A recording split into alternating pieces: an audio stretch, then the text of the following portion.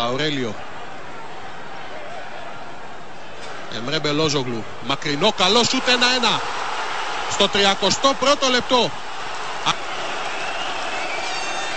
Εδώ ο Εμρέ Μπελόζογλου ευθυνδιάζει τον Όπνταλ και κάνει το 1-1.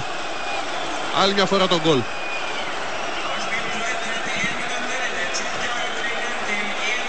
Βλέπετε ο Όπνταλ έπεσε πολύ άσχημα.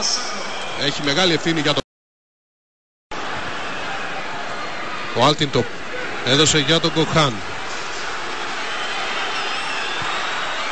Ο Κοκχάν για τον Νιχάτ. 1-2.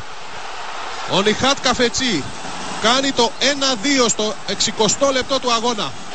Δεν μπόρεσε να κάνει κάτι, ευνηδιάζεται και πάλι από ένα σουτ εκτός περιοχής. Εδώ ο Νιχάτ αμέσως, ο άσος της Βιγιαρεάλ. Δεν μπορούσε αυτή τη φορά να κάνει κάτι ο Όπνταλ. 1-2. Προηγεί την Τουρκία στο Ουλεβάλ Στάδιον. Και πραγματικά τώρα το παιχνίδι τις κινήσεις για να παίξει την μπάλα. Εδώ δείτε πάλι πως ο Νιχάτ ευνηδιάζει τον Όπνταλ σε ένα replay. Το δεύτερο γκολ και άλλη μια